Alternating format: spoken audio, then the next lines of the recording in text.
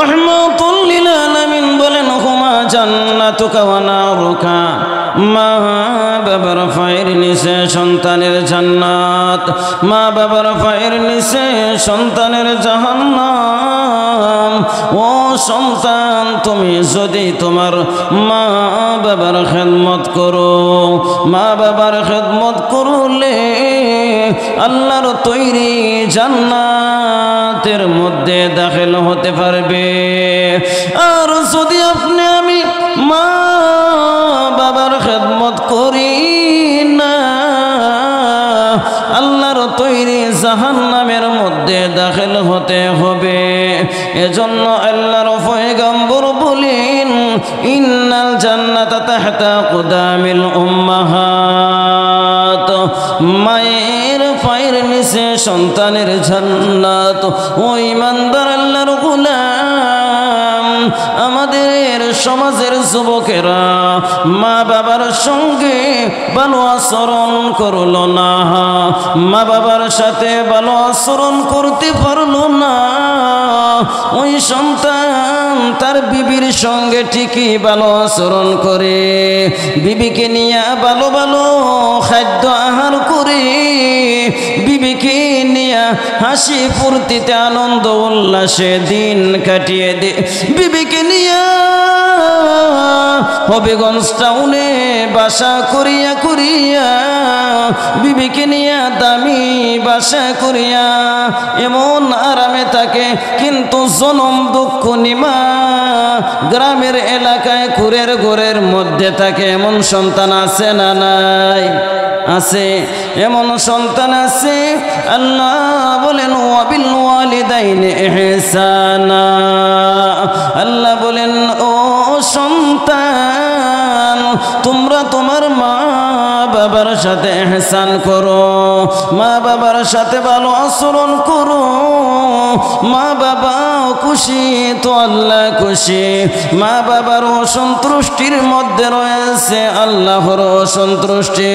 আল্লাহর পয়গম্বর বলেন, রিদার রব্বি ফি রিদাল ওয়ালিদাইন ওয়া সাখাতুর রব্বি ফি সাখাতিল ওয়ালিদাইন। বাৎসরিক ইসলামী মহাসম্মেলনের সভাপতি সাহেব, দূর দূরান্ত থেকে আগত আল্লাহ পাকের মায়ার বান্দারা, আল্লাহ রাব্বুল আলামিনের দরবারে লাখো কোটি শুকর, যিনি আমাদেরকে অত্যন্ত ভালোবেসে মহব্বত করে আজকের এই মাজলিসে শরীক হওয়ার তৌফিক দান করেছেন। এজন্য মহান আল্লাহ রাব্বুল আলামিনের দরবারে আমরা অন্তর থেকে শুকরিয়া আদায় করে বলি আলহামদুলিল্লাহ। আপনাদের সামনে আমার পূর্বে যিনি বয়ান করে গেছেন, উনি অনেক বড় পর্যায়ের একজন আলেম, কোকিল কণ্ঠস্বর মুফতি হিফজুর রহমান হেলালি সাহেব। সারা বাংলাদেশের বিভিন্ন জায়গায় ওনার প্রোগ্রাম। আলহামদুলিল্লাহ, আপনাদের ভাগ্যবালা, উনি এসেছেন। অনেক মাহফিলও আপনার সময়ও দিতে পারেন না, তো হযরতকে যেন আল্লাহ হায়াতের মধ্যে বারাকা দান করেন। এবং আপনাদের সামনে উপস্থিত আছেন মুফতি মোশাররফ হোসেন কাসেমি হুজুর, অত্যন্ত বড় মাফির আলেম, আমল ওয়ালা। হযরত মাওলানা ইলিয়াস আহমদ রায়হানি সাহেব, উনি অনেক দূর থেকে এসেছেন, বিভিন্ন জায়গায় প্রোগ্রাম করে থাকেন। মাওলানা আফরোজ সাহেব, উনি অত্যন্ত মহব্বত করে আমাদেরকে, ওনার মহব্বতে আমরা আসতে পেরেছি আপনাদের বরকত নেওয়ার জন্য। মাহফিল কিন্তু প্রতিদিন হয় না, মাহফিল প্রতিদিন হয় না।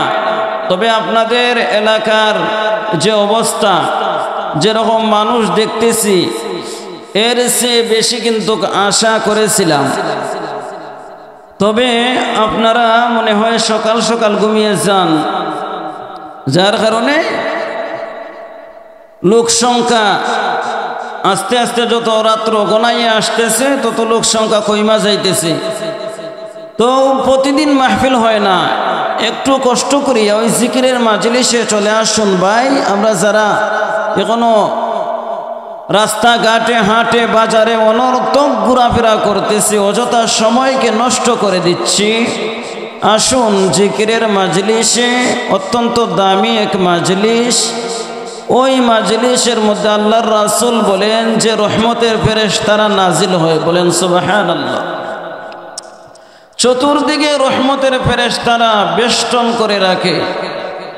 ওই মাহফিলটা আসলে সাধারণ কোনো মাহফিল নয়, নবী ওয়ালা মাহফিল। ওই মাহফিলের মধ্যে, মাজলিসের মধ্যে যদি আমরা বৎসরে একবার মাহফিল হয় মাদ্রাসায়, এই মাজলিসের মধ্যে যদি আমরা হাজির হতে পারলাম না, এমনি অনর্থক সময়কে নষ্ট করে দিই। আল্লাহর দেওয়া সময়, আল্লাহর দেওয়া, আপনি আমার দেহের মধ্যে শক্তি দান করেছেন আল্লাহ, আমাদেরকে সুস্থ রেখেছেন আল্লাহ। আল্লাহ ইচ্ছে করলে এই মুহূর্তে আপনি আমাকে অসুস্থ বানিয়ে বিছানার মধ্যে ফালাইয়া রাখতে পারেন, ইচ্ছে করলে হাসপাতাল ক্লিনিকের মধ্যে বিছানার মধ্যে রাখতে পারেন। হাসপাতাল ক্লিনিকের মধ্যে গিয়ে দেখেন কত শত শত হাজার হাজার মানুষ বিছানার মধ্যে শায়িত আছেন। যেটা বলেন ঠিক কিনা?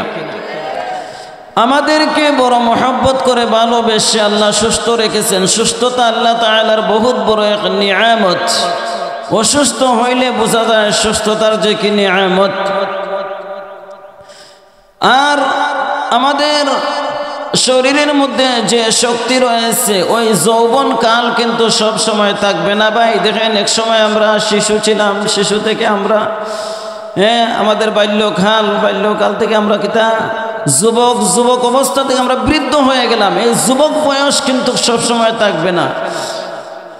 তো আমরা মনে মনে চিন্তা করি, ভাবি যে না, এখনো আমাদের ইবাদতের বয়স হয় নাই, এখনো আমার কোরআন তেলাওয়াতের বয়স হয় নাই, এখনো আমার জিকিরের মাজলিসে যাই মনে সমস্যা নাই, আমার সময় আছে, আমি সময় মতো আল্লাহর ইবাদতে লিপ্ত হব, এখন আর ইবাদত করার দরকার নাই, সময় তো আর আছেই।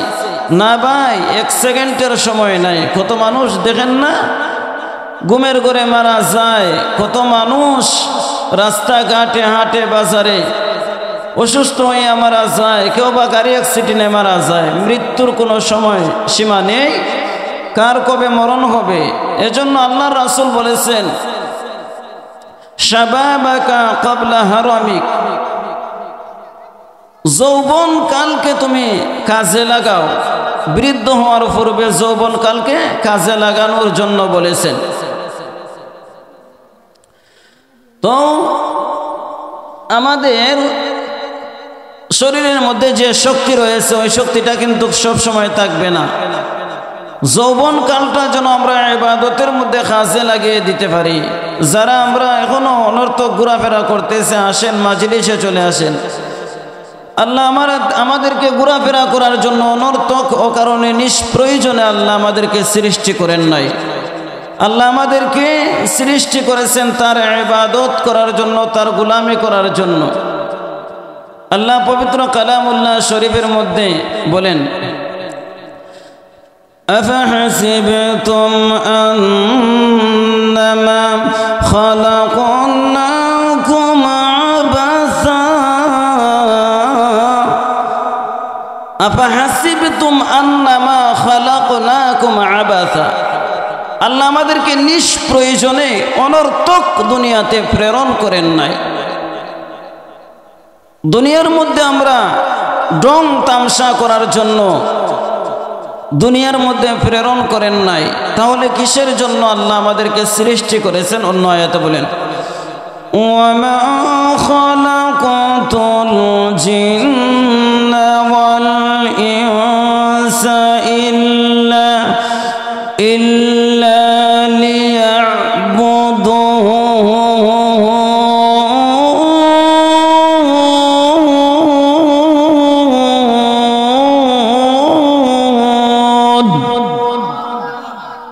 আল্লাহ বলেন, ওয়ামা খালাকতুল জিন্না ওয়াল ইনসা ইল্লা লিয়াবুদুন। জিন এবং মানব জাতিকে আমি আল্লাহ সৃষ্টি করেছি একমাত্র আমি আল্লাহর ইবাদত করার জন্য, গোলামি করার জন্য, দাসত্ব করার জন্য।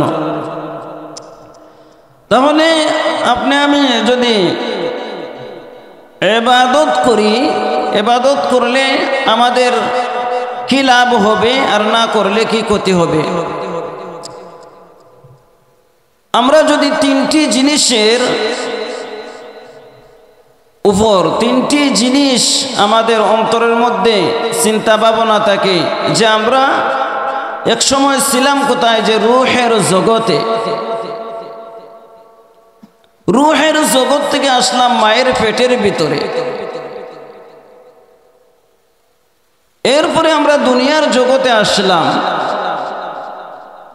রূহের জগতে কোনো ডিউটি ছিল না আমাদের, মায়ের পেটের ভিতরেও কোনো ডিউটি ছিল না। দুনিয়ার জগতে আমরা আসলাম, দুনিয়ার জগতে আমাদের ডিউটি আছে। দুনিয়ার জগতে আমরা এসেছি, ডিউটি কি? আল্লাহ তাআলার গোলামি করার জন্য আল্লাহ আমাদেরকে পাঠিয়েছে। দুনিয়ার জগতের শুরু আছে, শেষ আছে, এরপরে আরেকটা জগতে আমাদেরকে যেতে হবে, আলমে বরজখ, কবর জগৎ।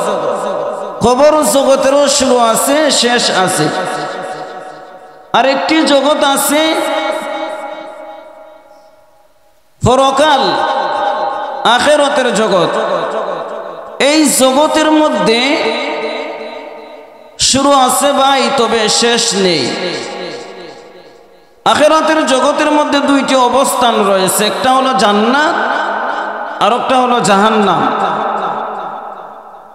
জান্নাতের মধ্যে শুধু আনন্দ আর আনন্দ, হাসি আর হাসি, সেখানে শুধু শান্তি আর শান্তি। জাহান্নামের মধ্যে শুধু কান্না আর কান্না। জাহান্নামের মধ্যে শান্তির কোনো লেশ গন্ধ খুঁজে পাওয়া যাবে না। জান্নাতের মধ্যে আমাদের যে শান্তি আল্লাহ দান করবেন, আল্লাহ বলেন জান্নাতের মধ্যে এমন কোন ধরনের অশ্লীল ভাষাও আপনি শুনতে পাবেন না, কোন ধরনের মনের মধ্যে অশান্তি আসবে না। লা ইয়াসমাউনা ফিহা লাগওয়া ওয়ালা তা'সীমা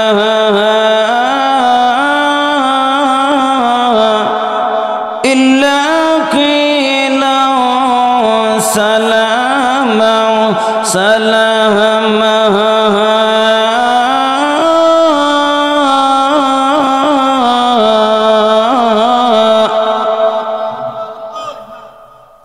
সেখানে কোন ধরনের অশ্লীল ভাষা শুনবেন না, সেখানে শুধু শান্তি আর শান্তি, সালাম আর সালাম।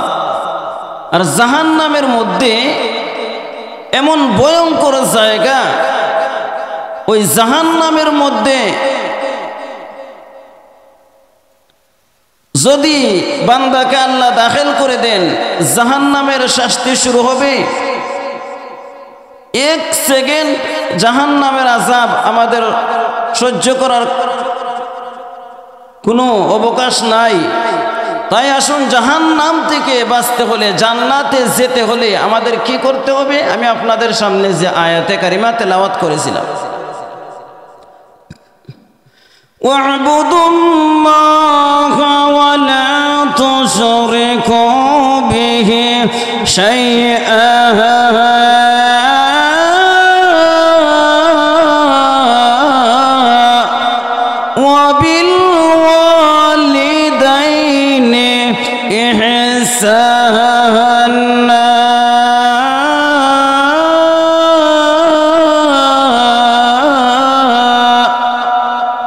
আল্লাহ বলেন ওয়া'বুদুল্লাহ, ইবাদত করো আল্লাহর, ওয়ালা তুশরিকু বিহি শাইআ, তার সাথে কাউকে শরীক করো না। ইবাদত করতে হবে আল্লাহর, তার সাথে কাউকে শরীক করা যাবে না। এখন যদি আমরা বাবার দরবারে গিয়া বাবার পায়ের মধ্যে দইরা সেজদা দেই, আর বড় ডেক দিয়ে সিন্নি ফাঁকাইয়া বাবার দরবারে গিয়া যে বাবা আমারে সন্তান দিবে, বাবা আমারে অমুক কিছু দিবে, বাবা আমারে সম্পদ দান করবে, নাউযুবিল্লাহ, তাহলে আল্লাহর সাথে শরীক করা হবে কি হবে না? শরীক করা হবে। ওয়া'বুদুল্লাহা ওয়া লা তুশরিকু বিহি শাইআন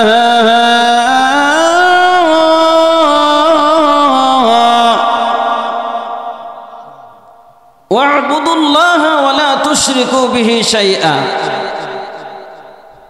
ইবাদত করো আল্লাহর, তার সাথে কাউকে শরীক করো না। ওয়া বিল ওয়ালিদাইনি ইহসানা,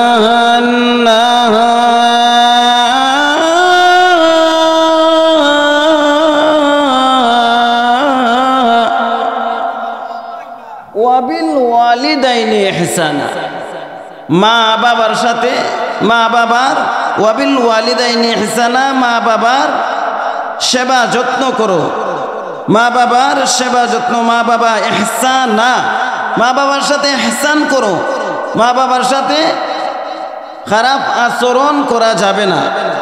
মা বাবার সাথে খারাপ আচরণ করলে কোথায় যেতে হবে? ওই যে বললাম, জান্নাত এবং জাহান্নাম। জান্নাতের মধ্যে দাখিল হতে হলে আমাদের মা বাবার সাথে ইহসান করতে হবে, ইহসানের আচরণ করতে হবে। আর যদি আমরা জাহান্নামের আশা করি, তাহলে আপনি যেমনি মন চায় জিন্দিগি করতে পারবেন, মা বাবার সাথে খারাপ আচরণ করতে পারবেন, আল্লাহর সাথে শিরিক গুনাহ করতে পারবেন, যা ইচ্ছা তাই আপনি করতে পারবেন, ঠিক আছে? এজন্য আল্লাহ বলেন যে ওয়া'বুদুল্লাহা ওয়া লা তুশরিকু বিহি শাইআ, ইবাদত করো আমি আল্লাহর, আল্লাহর সঙ্গে কাউকে শরীক করো না। ওয়াবিল ওয়ালিদাইনি ইহসানা, একটা হচ্ছে হকুল্লাহ, দ্বিতীয় নাম্বার হচ্ছে হকুল ইবাদ। হকুল্লাহ মানে আল্লাহর হক, হকুল্লাহ মানে কার হক বলেন তো? আল্লাহর হক। আল্লাহর হক, আল্লাহ রাব্বুল আলামিন ইচ্ছে করলে বান্দাকে যদি দয়া লাগে, আল্লাহর যদি দয়া হয়, তাহলে ইচ্ছে করলে আল্লাহ ক্ষমা করবেন। কিন্তু হকুল ইবাদ, বান্দার যে হক, বান্দা কিন্তু অত সহজে ক্ষমা করে না। আল্লাহর হকের গুরুত্ব বেশি আর বান্দার হকের জটিলতা বেশি। কি বললাম ভাই? আল্লাহর হকের মানে গুরুত্ব বেশি, বান্দার হকের জটিলতা বেশি। আল্লাহর হক আল্লাহ ইচ্ছে করলে ক্ষমা করে দিবেন, আর বান্দার হক বান্দা কিন্তু অত সহজে ক্ষমা করে দিতে চায় না। আপন মা বাবাই বান্দার মধ্যে সবচেয়ে দয়ালু আমরা জানি, মাতা এবং পিতা, মা বাবা, আম্মা আব্বা বেশি দয়ালু। মা বাবাও কোনো সময় সন্তানকে অস্বীকার করে, জোরে বলেন অস্বীকার করে না? মা বাবাও কোনো সময় আছে সন্তানকে অস্বীকার করে। তো আল্লাহর হক আল্লাহ ইচ্ছে করলে যদি দয়া লাগে আল্লাহর, আল্লাহ ক্ষমা করবেন। বান্দার হক বান্দা ক্ষমা করতে চায় না, ক্ষমা করবেও না। যেমন হাসরের কঠিন ময়দানে যদি আপনি বান্দার হক মেরে খান, বান্দার হক নিয়ে যদি আপনি কবরের মধ্যে চলে যান, কবরের মধ্যেও শান্তি পাইবেন না। এমনকি হাসরের কঠিন ময়দানে বান্দার হক আদায় না করিয়া জান্নাতে যাওয়া সম্ভব হবে না। আল্লাহর রাসূল সাল্লাল্লাহু আলাইহি ওয়াসাল্লাম সাহাবায়ে কেরামদেরকে বলেন, হে সাহাবায়ে কেরামগণ, তোমরা কি জানো কিয়ামতের কঠিন ময়দানে সবচেয়ে গরিব দরিদ্র কোন ব্যক্তিটা হবে? সাহাবায়ে কেরামগণ বলেন, আল্লাহু ওয়া রাসূলুহু আ'লাম, আল্লাহ এবং তার রাসূল ভালো জানেন। আল্লাহর রাসূল সাল্লাল্লাহু আলাইহি ওয়াসাল্লাম বলেন, হে সাহাবীরা শুনে রাখো, কিয়ামতের কঠিন ময়দানে ওই ব্যক্তিটা সবচেয়ে বেশি গরিব হবে, দরিদ্র হবে যে ব্যক্তিটা উহুদ পাহাড় পরিমাণ সওয়াব নিয়া আল্লাহর সামনে হাজিরা দিবে। আল্লাহর সামনে উহুদ পাহাড় পরিমাণ সওয়াব নিয়া দাঁড়াইবে। আর ওই ব্যক্তিটা দুনিয়াতে মানুষের হক মেরে মেরে খেয়েছে, যার কারণে মানুষকে নেকি দিয়ে দিয়ে ব্যক্তিটা একবারে শূন্য হয়ে গেছে। আল্লাহর নবী বিশ্ব নবী রাহমাতুল লিল আলামিন ডাক দিয়া বলেন, সাহাবীরা রে, কে সবচেয়ে বেশি দরিদ্র হবে, গরিব হবে জানুনি রে সাহাবীরা? সাহাবীরা বলে, ইয়া রাসূলুল্লাহ, ইয়া হাবিবাল্লাহ, নবীজি, ওয়াল্লাহু ওয়া রাসূলুহু আ'লাম, আল্লাহ এবং তার রাসূল ভালো জানে। ইয়া রাসূলুল্লাহ, ইয়া হাবিবাল্লাহ, নবীজি, আমরা একটু জানতে চাই গো নবীজি।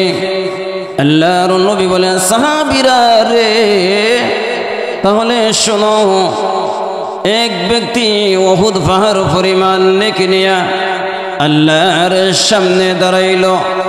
উহুদ পাহাড় পরিমাণ নেকি দেখিয়া ব্যক্তিটা মনে মনে চিন্তা করবে, আমি জান্নাতি, আমি জান্নাতি, আমার জান্নাতে যেতে আর কোনো সমস্যা হবে না, আমি মনে হয় জান্নাতের, আল্লাহর তৈরি জান্নাতের মধ্যে চলে যাব। তখন দেখা যাবে ব্যক্তিটা আল্লাহর তৈরি জান্নাতে কিভাবে চলে যাবে। আপনারা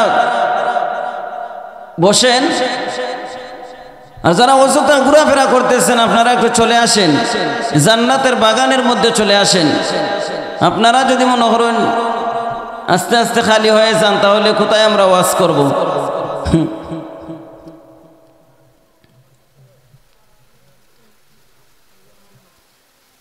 বলবে, ইয়া রাসূলুল্লাহ, ইয়া হাবিবাল্লাহ, ওগো নবীজি, কেমন করে তারা জাহান্নামী হয়ে যাবে, কেমন করে তাদের নেকি দিয়ে দিয়ে তারা একদম জিরো হয়ে যাবে?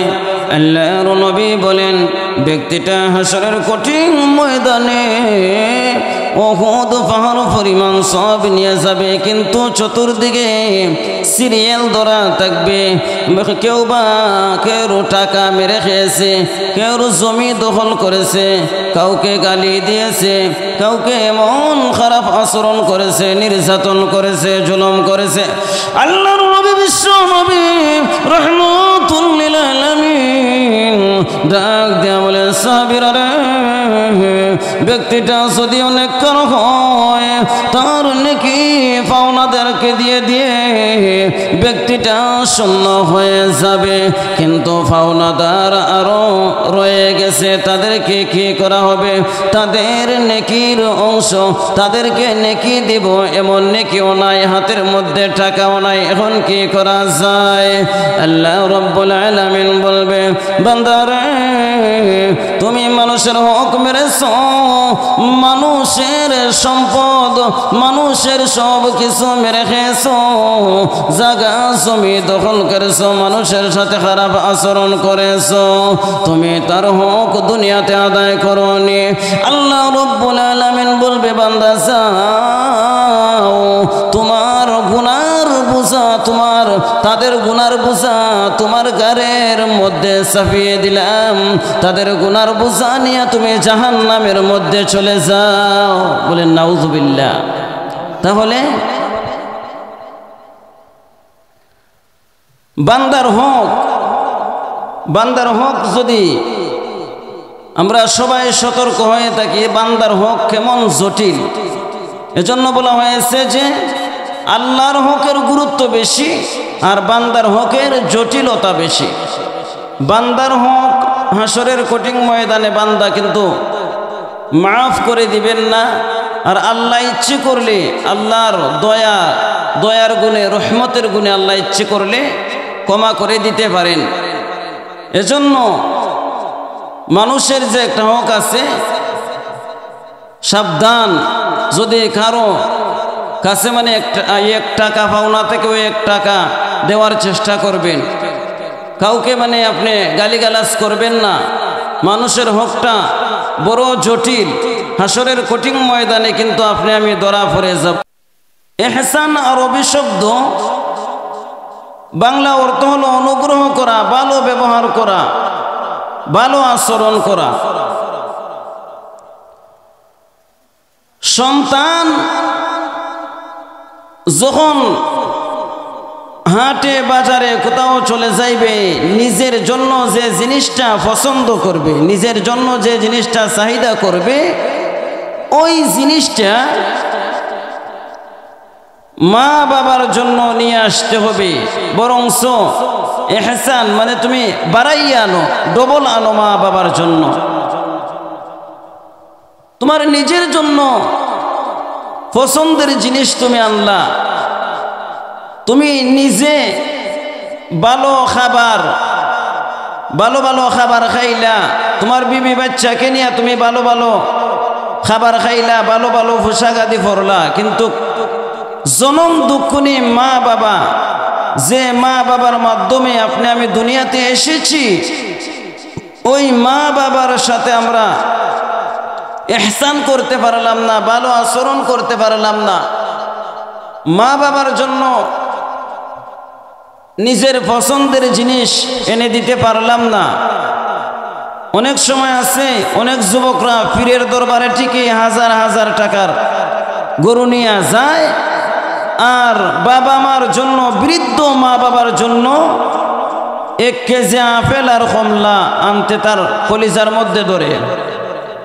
আছে না আমাদের সমাজে এমন লোক? বৃদ্ধ মা বাবার সাথে যদি আপনি তাদের জন্য 1 কেজি আপেল, আধা কেজি আঙ্গুর আর 1 কেজি কমলা নিয়ে আসেন, তাদের অন্তর এমন খুশি হবে,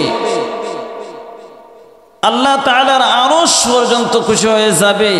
তাদের অন্তর থেকে অটোমেটিক দোয়া আসবে, আর ওই সন্তানের জীবনে সন্তান অভাব অনটন করবে না, সন্তান কোথাও বিপদে আপদে পড়বে না, সন্তান কোথাও বড় ধরনের সমস্যায় পড়বে না।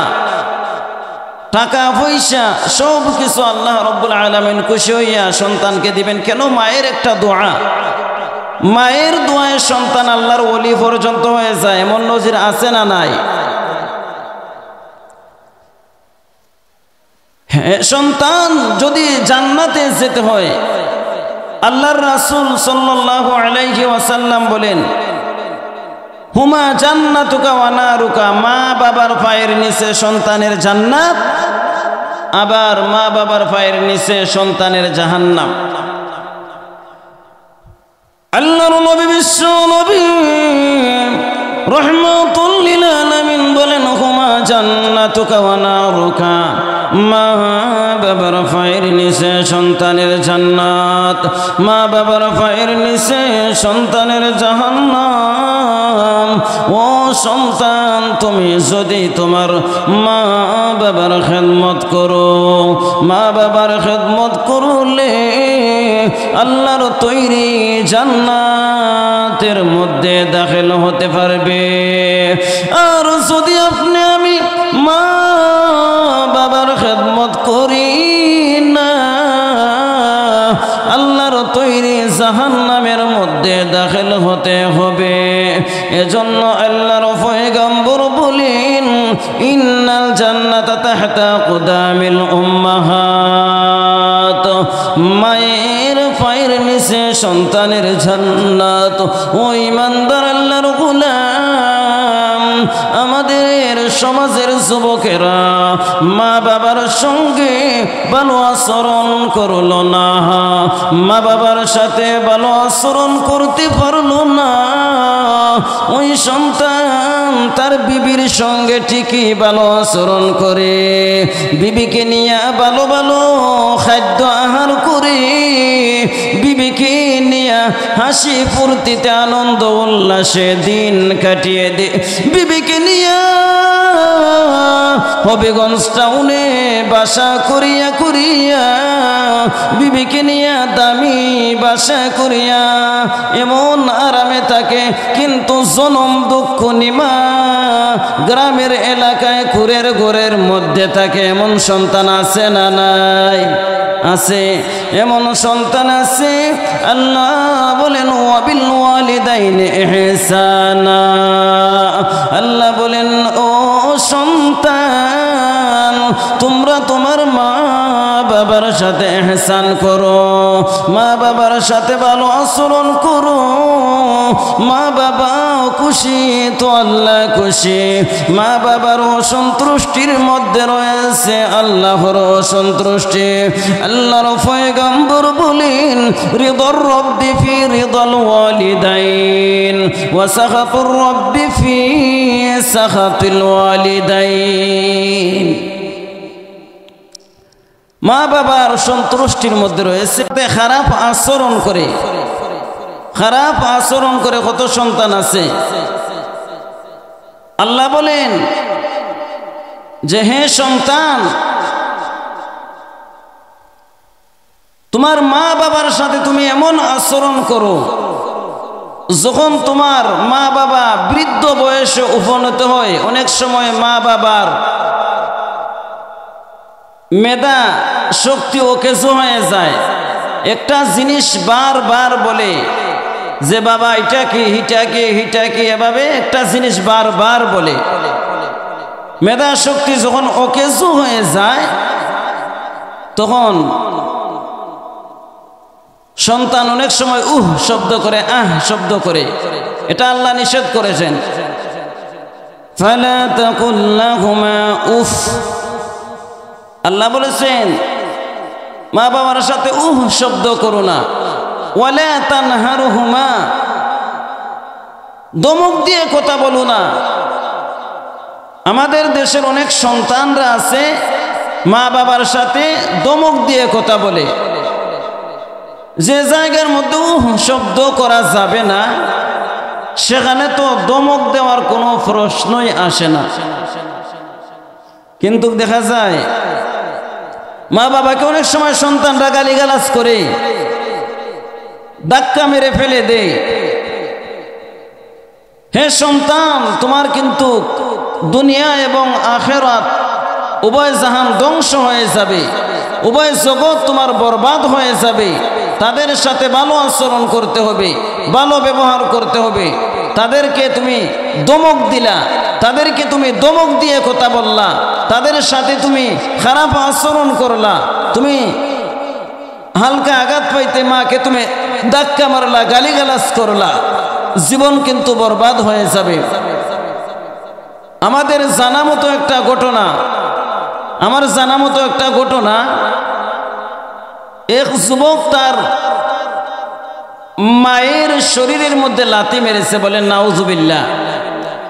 লাথি মারার সাথে সাথে ওই মা, জনম দুঃখিনী মা, আল্লাহর জমিনের মধ্যে পড়ে কান্না শুরু করে দিল। গলাকাটা মুরগির মতো লাফাইতে শুরু হয়ে গেল। সন্তান একদিন গাড়িতে যানবাহনে উঠিয়া কোথাও যাচ্ছিল, হঠাৎ গাড়ি থেকে পড়ে যায়, বইরা পা ভেঙ্গে যায়। পা ভেঙ্গে যাওয়ার সাথে সাথে ওই সন্তানটাকে হাসপাতাল নিয়ে যাওয়া হয়। হাসপাতালে গিয়ে ভর্তি হলো, কিন্তু ডাক্তারি চলের তার পা তো ভালো হয় না। অনেক দিন থাকার পরে যখন বাড়িতে আসলো, কবিরাজ দেখায় না, পা ভালো হয় না। ডাক্তার সাহেব বলল যে ভালো হয় না, এমন আসল রহস্যটা একটু বলো তো, কি সমস্যা? বলে তার মাকে লাথি মেরেছিল, এজন্য এরপরেই সে অ্যাক্সিডেন্ট হইয়া পা ভেঙ্গে যায়। না, তাহলে এটা কোনো সময় আমরা ডাক্তারি অথবা কবিরাজি করাইয়া ভালো করা যাবে না, সেটা তার মায়ের বদদোয়া লেগে গেছে। এমনিতেই ওই সন্তানটা পা থেকে ধরিয়া যেখান থেকে ভেঙ্গে গেছে, ওখান থেকে ফসিয়া আস্তা শরীর ফসিয়া বিছানার মধ্যে শায়িত অবস্থা, এভাবে দুনিয়া থেকে চলে গেল। নাউযুবিল্লাহি মিন যালিক। কেমন সন্তান! এজন্য মা বাবার সাথে যদি সন্তান খারাপ আচরণ করে, খারাপ আচরণ করলে পরে দুনিয়াতেও শাস্তি, আখিরাতে তো ডবল শাস্তি পাওয়া যাবে, যে শাস্তির কোনো শেষ নেই। কারণ মা বাবার খুশির সন্তুষ্টির মধ্যে রয়েছে আল্লাহর সন্তুষ্টি, আর মা বাবার অসন্তুষ্টির মধ্যে রয়েছে আল্লাহর অসন্তুষ্টি। মা বাবা যদি আপনি আমার জন্য দোয়া করে, ওই মা বাবার দোয়ার গুণে আল্লাহ রব্বুল আলামিন জগতের ওলিয়ে কামেল বানিয়ে দেয়। আর মা বাবা যদি বদদুয়া করে, ওই মা বাবার বদদুয়ার কারণে আমরা জীবন বরবাদ হয়ে যাবে, ধ্বংস হয়ে যাবে। যেমন আপনি যদি কাবাগরের ইমামও হন আর মা বাবার সাথে বেয়াদবি করেন, না কোনো কাজ হবে না, আপনি জাহান্নামী। আপনি যদি হুজুর হন, শাইখুল হাদিস ও মুফতি মুহাদ্দিস হন, মা বাবার সাথে বেয়াদবি করলে দুনিয়া আখিরাত বরবাদ হয়ে যাবে। যেমন আল্লাহর ওলি বাইজিদ বুস্তামি রহমতুল্লাহি আলাইহি, মা ছিলেন অসুস্থ, এক গ্লাস পানি পান করানোর বিনিময়ে আল্লাহ রব্বুল আলামিন হযরত বাইজিদ বুস্তামিকে ওলিয়ে কামেল বানিয়ে দিলেন। বলেন সুবহানাল্লাহ। আল্লাহর ওলি বাইজিদ বুস্তামি রহমতুল্লাহি আলাইহি ডাক দিয়া বলেন, রে বাইজিদ, মায়ের জন্য এক গ্লাস পানি নিয়ে আসো রে বাবা, আমি মা অসুস্থ অবস্থায় বিছানার মধ্যে শায়িত আছে। আল্লাহর ওলি বাইজিদ বুস্তামি রহমতুল্লাহি আলাইহি পানির গ্লাস নিয়ে উনি ঘরের চতুর্দিকে খুঁজতেছে, কোথাও পানি নেই। ওরে নবীর উম্মতের দল বাইজিদ বুস্তামি রহমতুল্লাহি আলাইহি পানির গ্লাস নিয়ে নদীর কিনারায় চলে গেলেন। নদীর কিনারায় চলে যাওয়ার পর পানি নিয়ে আসতে কিছুক্ষণ সময় লেগে গেল। আসিয়া দেখেন জনম দক্ষিণী মা ঘুমের ঘরে চলে গেছেন। ঘুমের ঘরে চলে যাওয়ার পর বাইজিদ বুস্তামি রহমতুল্লাহি আলাইহি মনে মনে চিন্তা করলেন, এখন যদি আমি আমার মাকে জাগ্রত করি তাহলে আমার বেয়াদবি হয়ে যেতে পারে। না, আমি আমার মার সঙ্গে বেয়াদবি করব না, আমার মাকে আমি জাগ্রত করব না। আল্লাহর ওলি বাইজিদ বুস্তামি উনি শীতের রাত্র কাঁপতেছে, পানির গ্লাস নিয়ে মায়ের শীতানের পাশে দাঁড়িয়ে আছে আর বলে, ও মা,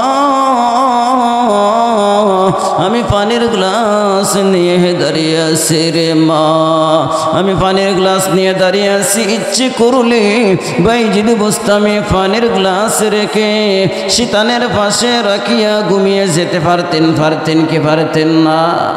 কিন্তু আল্লাহর ওলি বাইজিদ বুস্তামি রহমতুল্লাহি আলাইহি উনি মনে মনে চিন্তা করলেন, আরে আমি যখন আমার মায়ের পেটে ছিলাম, আমার মাকে কত কষ্ট দিলাম, আমার মাকে কত লাথি মারলাম, আমার মাকে কত ডুসি মারলাম।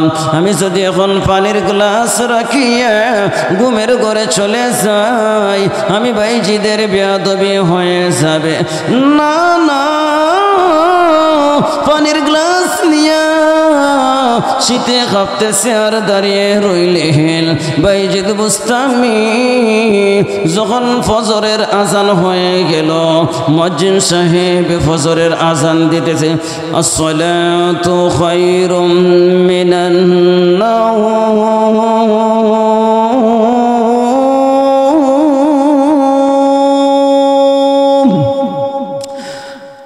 আসসালাতু খায়রুম মিনান নাওম।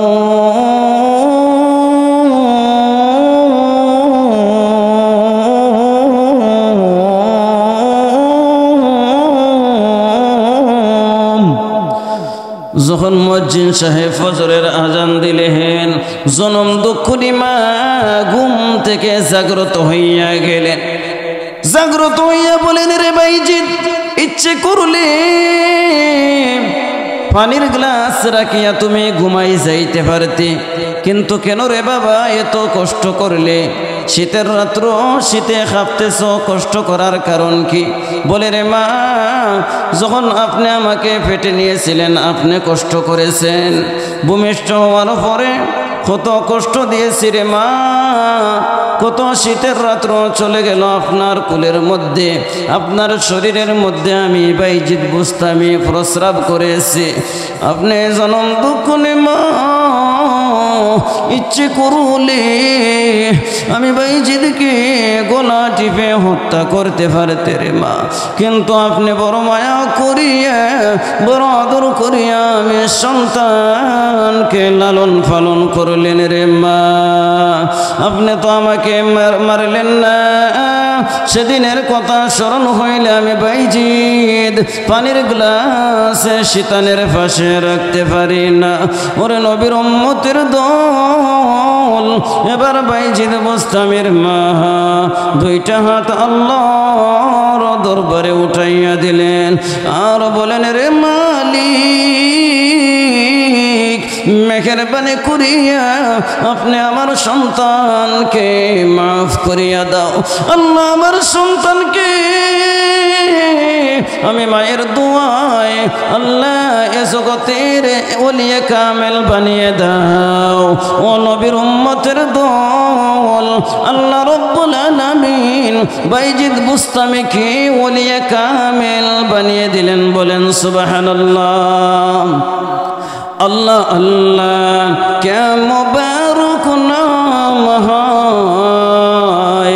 अल्लाह अल्लाह आशिकों का काम है। या इलाही मुझसे मुझको दूर करो, ताकि देखो मुझ में तुझको एक नजर।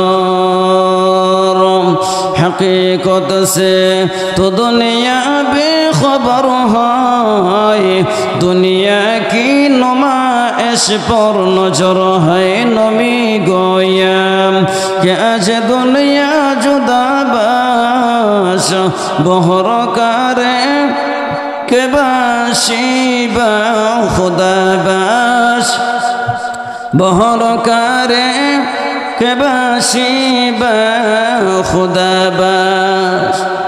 তাহলে মায়ের দোয়ায় ওলি হওয়া যায়। আর যদি মা বাবা বদ্ধ আমরা লই, জীবন বরবাদ হয়ে যাবে, এমনকি বেঈমান হইয়া দুনিয়া থেকে চলে যেতে হবে। জোরে বলেন ঠিক কিনা? তো মা বাবার মধ্যে একবার আল্লাহর রাসূল সাল্লাল্লাহু আলাইহি ওয়াসাল্লামের দরবারে এক সাহাবী এসে বলেন, ইয়া রাসূলুল্লাহ, ইয়া হাবিবাল্লাহ, বলেন তো আমি খেদমত করব কার? আল্লাহর নবী বলেন, সুম্মা উম্মুকা, মায়ের খেদমত করবা। তারপরে খেদমত করব কার? সুম্মা উম্মুকা, মায়ের খেদমত করবা। তারপর খেদমত করব কার? সুম্মা উম্মুকা, মায়ের খেদমত করবা। তিনবার মায়ের কথা বললেন। চতুর্থবার ৪ নম্বর বার বললেন যে সুম্মা আবুকা, তোমার আব্বার খেদমত করবা। মায়ের কথা 3 বার বলেছেন আর বাবার কথা 1 বার বলেছেন। এখন আমরা তো জানি বাবাও কষ্ট করতে কম করে নাই। বাবা অনেক সময় দেখেন ফজরের নামাজের পরে যখন বন্ধ ক্ষেত কামারের কাজে যায়, গেলে পরে কত কষ্ট করে মাথার গাম পায়ে ফেলে কাজ কর্ম করিয়া করিয়া সন্তানের খাবার জোগাড় করে, সন্তানের পোশাক আদির ব্যবস্থা করে, সন্তানকে লালন পালন করতে কত কষ্ট করে। তার উপরেও মায়ের কথা কেন 3 বার বলা হলো, বাবার কথা 1 বার কেন বলা হলো? মুহাদ্দিসিনে কেরামগণ বলেন যে মা এমন 3 জায়গায় এমন কষ্ট করেছেন যে কষ্টের দ্বারে কাছে বাবা কোনো সময় যেতে পারে নাই। তিন কোন কোন জায়গায় কষ্ট করেছেন? এক নাম্বার বলেছেন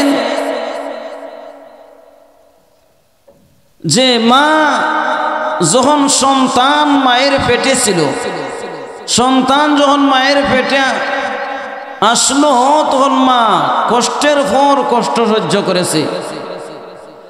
ووصينا الإنسان بوالديه حملته أمه وهنا على وهن وفصاله في عامين أن اشكر لي ولوالديك إلي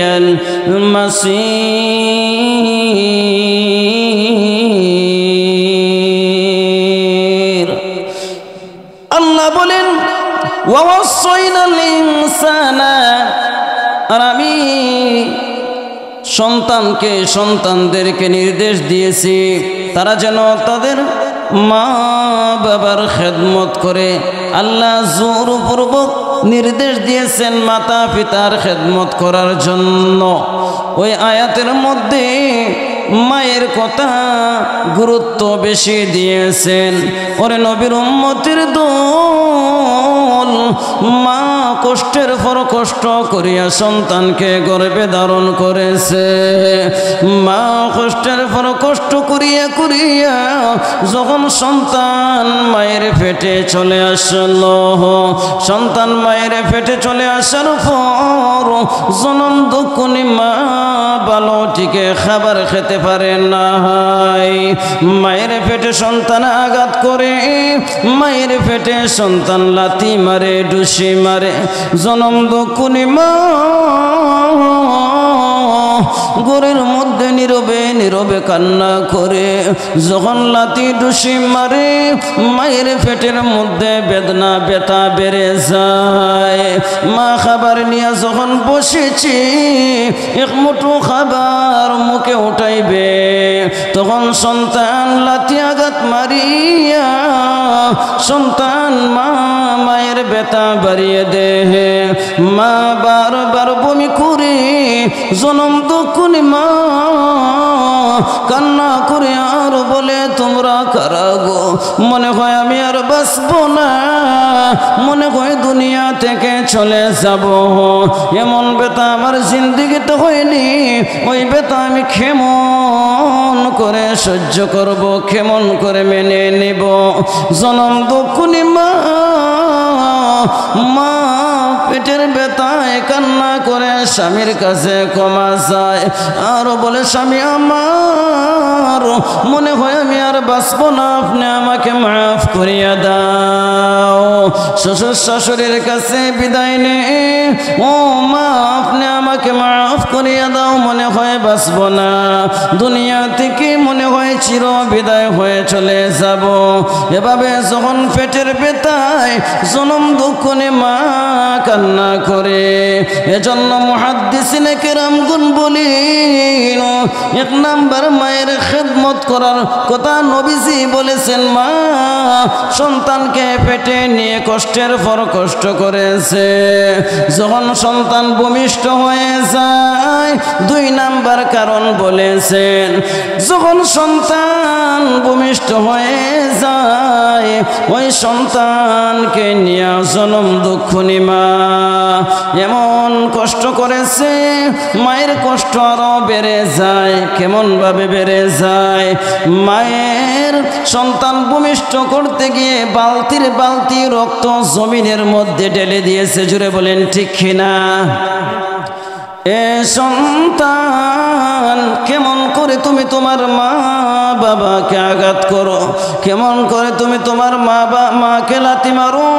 মা তোমাকে কষ্টের পর কষ্ট করিয়া পেটে ধারণ করেছে, কষ্টের পর কষ্ট করিয়া তোমাকে আমাকে আল্লাহর জমিনের মধ্যে নিয়ে এসেছে। ওই জনম দুঃখনি মা যখন সন্তান ভূমিষ্ঠ হয়ে যায়, যখন সন্তান ভূমিষ্ঠ হয়ে যায় তখন আপনার বিজ্ঞানিক বলে মায়ের যখন পেটের ব্যথাটা বেড়ে যায়, দুনিয়ার যদি 10টা যুবককে বন্টন করিয়া মায়ের পেটের ব্যথা 10টা যুবককে মানে বন্টন করিয়া দেওয়া হতো, তাহলে ওই 10টা যুবক দুনিয়া থেকে বিদায় হয়ে যেত। বলেন আল্লাহু আকবার। তাহলে কেমন ব্যথা সহ্য করেছে মা।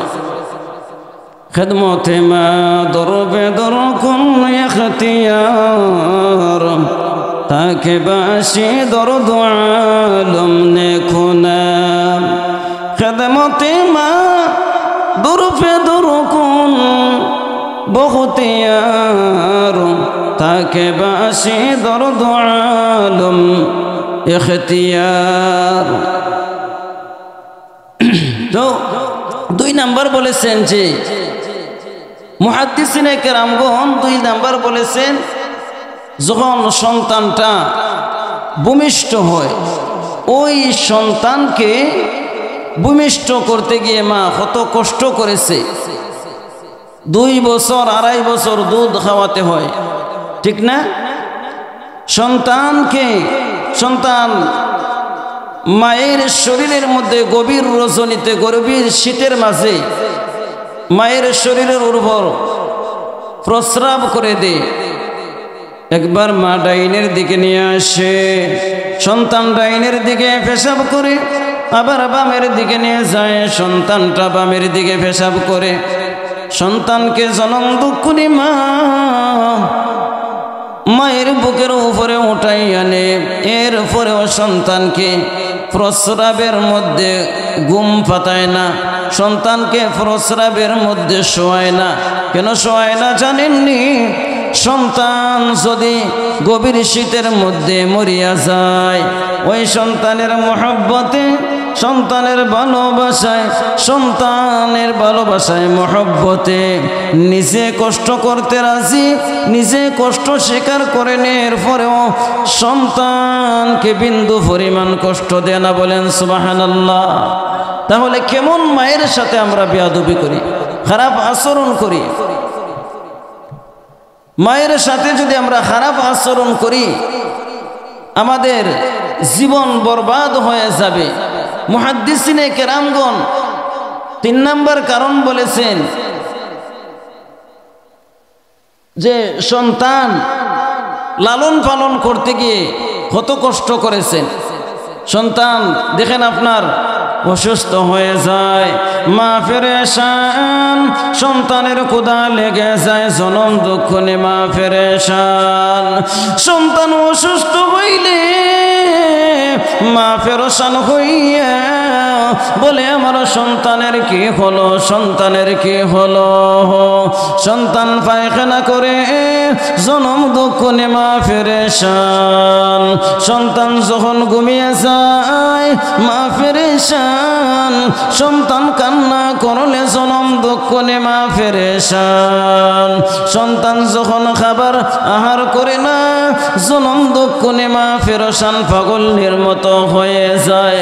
আহারে আমার সন্তান কিসের জন্য আহার করে না, তার কারণটা কি আমি জানতে পারি না। আল্লাহ মেহেরবানি করিয়া আমার সন্তানের রুচি শক্তি আপনি বাড়িয়ে দাও। সন্তান যখন দুর্বল হয়ে যায় ওই সন্তানের জন্য মা পেরেশান হয়ে যায়। জুড়ে বলেন ঠিক কিনা? তাহলে ওই সন্তানকে লালন পালন করতে, সন্তানকে বড় করতে মা কত কষ্ট করতে হয়। ওরে নবীর উম্মতের দল, এজন্য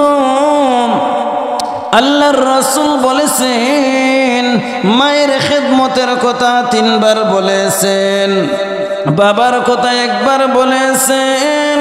বাবা যখন সন্তান প্রস্রাব করে দে, সন্তান যখন পায়খানা করিয়া দে, সন্তানকে বাবা 2 হাতের মধ্যে উঠাইয়া বলে আহারে আমারে যদি বড়াইয়া দে, সন্তানকে 2টা ডাকনার মধ্যে দড়িয়া এরপরে বাবা উঠাইয়া নে। আর মা এমন মা, ওই জনম দুঃখনি মা, আপনি আমার মা, সন্তানকে কুরের মধ্যে উঠাইয়া নে, সন্তানের গালে মুখে চুম্বন করে ওই সন্তানের জন্য মা ফেরসানি হয়ে যায়। এজন্য মায়ের কথা নবীজি 3 বার বলেছেন, বাবার কথা 1 বার বলেছেন। বাবার চেয়ে মায়ের দয়াটা বেশি। জুড়ে বলেন ঠিক কিনা? বাবার চেয়ে মায়ের দয়াটা বেশি। এজন্য আল্লাহর রাসূল সাল্লাল্লাহু আলাইহি ওয়াসাল্লাম আর মা 3টা জায়গায় এমন কষ্ট করেছেন, মা 3 জায়গায় এমন কষ্ট করেছেন যে কষ্টের দ্বারে কাছে বাবা নাই,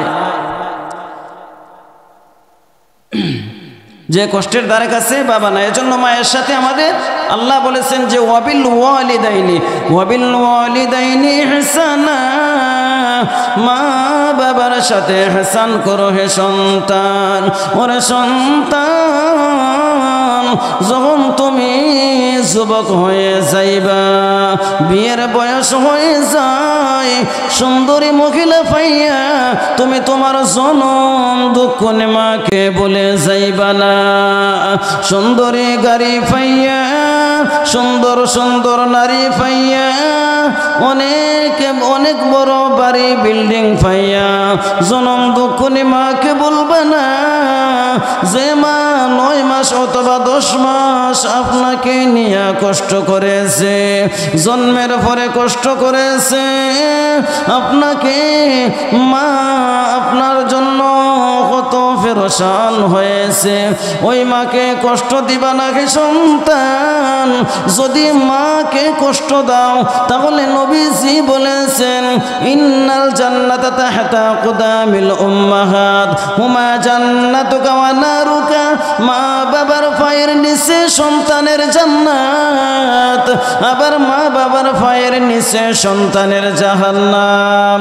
সন্তান মা বাবার খেদমত করো, আল্লাহর তৈরি জান্নাতে যেতে পারবা। আর যদি নাফরমানি করো আল্লাহর তৈরি জাহান্নামে চলে যাইবা, এমনকি বেঈমান হইয়াও মারা যাইবা। আপনি যদি মসজিদের ইমাম হন, মা বাবার সঙ্গে ভালো আচরণ না করেন, আপনি জাহান্নামে যাইবা। সাহাবায়ে কেরামগণ বলেন তারা যদি মা বাবার সাথে ভালো আচরণ করে না, তাদেরকেও আল্লাহ মাফ করবেন না। ওরে নবীর উম্মতের দল, একজন সাহাবী যার নাম ছিল আলকামা রাদিয়াল্লাহু তাআলা আনহু। ওই আলকামা রাদিয়াল্লাহু তাআলা আনহু জনম দুঃখে মায়ের সঙ্গে একবার খারাপ আচরণ করেছিলেন। করছেন না? জনম দুঃখে মাকে একবার ওনার বিবির কথায় মাকে আঘাত করেছিলেন। আলকামা রাদিয়াল্লাহু তাআলা আনহুর যখন মরণের সময় হয়ে যায়, সাকরাত শুরু হয়ে যায়, আলকামা রাদিয়াল্লাহু তাআলা আনহুর জবান বন্ধ হয়ে যায়। জবান বন্ধ হইয়া আলকামার জবান থেকে কালেমা উচ্চারণ হয় না। আল্লাহর নবীর সাহাবী, যে সাহাবী 5 ওয়াক্ত নামাজ আদায় করতেন, ওই সাহাবী তাসবিহ তাহলিল পাঠ করতেন, ওই সাহাবী তাহাজ্জুদ নামাজ আদায় করতেন, সাহাবী নফল ইবাদত করতেন, জিকিরে ফিকিরে চলাফেরা করতেন। ওরে নবীর উম্মতের দল, আল্লাহর নবীর সাহাবী জনম দুঃখে মায়ের আঘাতের কারণে মরণের সময় কালেমা উচ্চারণ হয় না। ওনার স্ত্রী বড় পেরেশান, আমার স্বামী এত আল্লাহওয়ালা, আমার স্বামী এত পরহেজগার ছিলেন, কেনই বা আমার স্বামীর জবান বন্ধ হয়ে গেছে, কালেমা উচ্চারণ হয় না? কেন বা কালেমা উচ্চারণ হয় না? আম্মা আব্বা যাদের আছে কবরে, আম্মা আব্বা যাদের আছে কবরে, এতিম বানায়া মোদের এতিম বানায়া গেলেন আমরা রে। কত আদর করতেন মায়ে কুলি খাকে লয়া, আজ বুঝি মা চলে গেছেন সন্তান কান্দিবার লাগিয়া। আজ বুঝি মা চলে গেছে সন্তান কান্দিবার লাগিয়া।